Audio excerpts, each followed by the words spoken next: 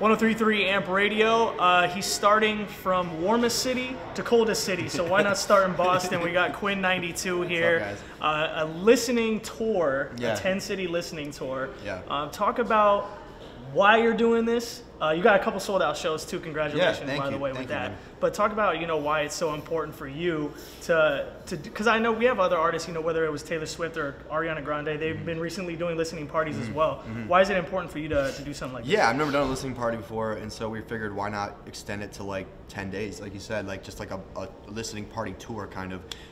And we wanted to reach out to fans who are like diehard supporters and give them a chance to like sit down with them and just listen to the music, face to face, and kind of like build a rapport. And so it's just a cool way to I think connect with more people, but also get a chance to mix in some promo with the album and kind of just kill two birds with one stone, sort of. So yeah, we're starting in Boston, like you said. So Right. starting off in the most cold weather we can, and then we're like working our way back to LA, so it gets like from cold to warm. So The yeah. wind chill is -17 today. Yeah, it's brutal for sure. It's really bad. So, this is your second stop. We're going to follow you on your second stop to Fan's house. You went to a house in Revere Yes. to play the album. What was the fan's name, and what was the genuine reaction to the project? Yeah, her name was Jocelyn. She's in the 8th grade.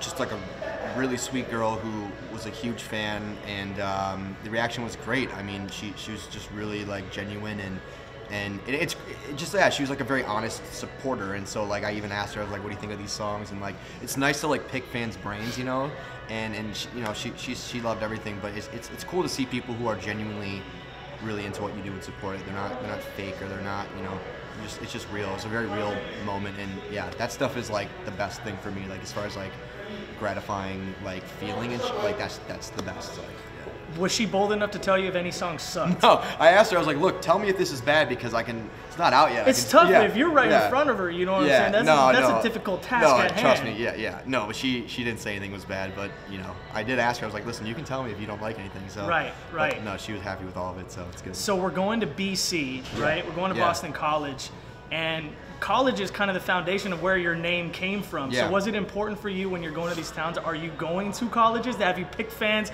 that are in college specifically, maybe because you have such that genuine attachment to it? I guess? Yeah, exactly.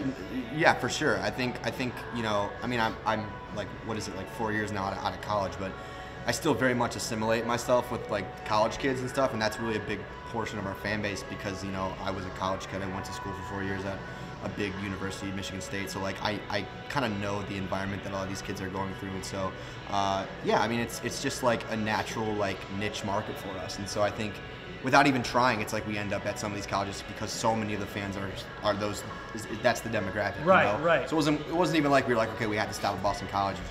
It just worked out that way. So but no, you're totally right. I think the connection there is big because A, I was a college student, but B, those are the kids that are into the music, I guess, 18 to 24-year-olds, and so yeah, it's nice. Sure, and you got some members on your team that are from either went to school here. I don't think they said they were from here, but they went to school here. Yes, actually, so Greg, my keys player, is actually from Dorchester.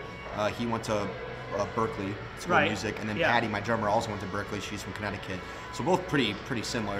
We've been running into people that their bands literally they all have gone to Berkeley. Berkeley produces like the most insane musicians, and like even in LA, I'll meet people that work for other artists that I know, and they all went to Berkeley and stuff. So it's crazy. It's a very small world, and the industry itself is extremely tiny. So. And why is Boston so important to you? You talk about the excitement of being in Boston. We've been a supporter of the last record you came out with, et cetera, et cetera. What is it that you enjoy so much about being here? Yeah, I don't know. I mean, I've always thought that Boston was like my favorite, and I'm not just saying it's one of my favorite cities.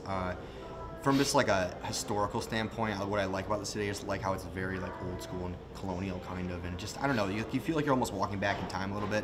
But from like a fan standpoint, everyone here is just so supportive and like really diehard, and they just like if they know you're passionate, they give it right back to you. I think full facts. So it's like there's no shortcuts or flings. Like you really got to sell it, and you got to work the crowd and like do your time, like do due diligence here as far as like touring, and like that's what we did. We came here like 2 years ago, our first time, played like a 200 cap room at a bar, and then worked our way up, and now we're playing the House of Blues 2 nights in a row. House of Blues, man, that's awesome. Yeah, so I mean it's awesome, and just in general, I think the people here are just good, like hardworking, like they just I don't know, they care, you know. No doubt. It's very evident, so. 100%. Yeah. And final question, you know, the album From Michigan with Love, yeah, coming out February 15th. Make sure y'all cop that. What are people expected to, what do you want the fans to get out of the album? Like, what is it that you poured in that you're like, man, I really want my fans to get this? Yeah.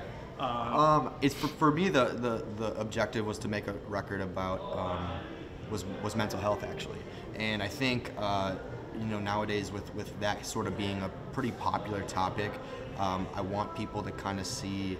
I want to help that discussion be driven more into pop culture and make it more normal for people to discuss it.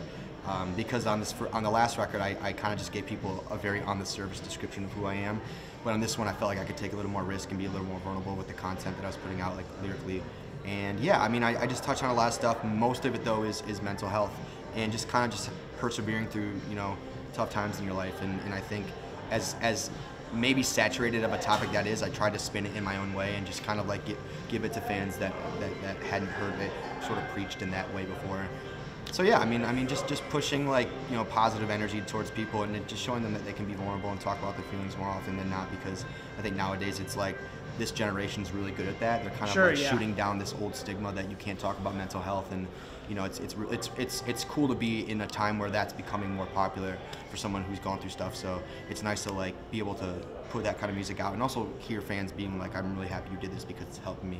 So yeah, just pushing good vibes and positive health towards people is the goal of the record. Yeah, no doubt. And it's the day after Valentine's Day. Yeah, so exactly. You know so if you've got a broken heart, wait till midnight and handle it. Yeah, handle it that way. A broken heart. Yeah. Listen to the album. Yeah, it's like therapeutic. Yeah. And we got to get your Super Bowl prediction, man. The Pats won the game yesterday. Yeah, yep. You have Matt Patricia as a head coach for the Lions. We know you're a Lions fan. Yep. But if you don't say the Patriots, you're gonna have some feedback. So your Super Bowl prediction: Rams, Pats. I'm gonna go with the Pats, and again, I'm not saying that just because I'm here, but I just think it's so, like, I was watching the game last night with like a minute left, Brady gets the ball. I'm just like, it's so I've seen this movie 1,000 times, you know. But I've got buddies, you know. I live in LA now, so it's funny. Like, I kind of have a little bit of a connection with the Rams, but no, I think the Patriots are gonna take this one. So. Like LA, they're fake fans. Yeah. It's okay, man. It's all right. Well, Quinn XCII, thank you so much, man. Thanks, make sure you get the project coming out February 15th. Boston, the first stop, man, on the listening tour. Yes, sir. Yeah.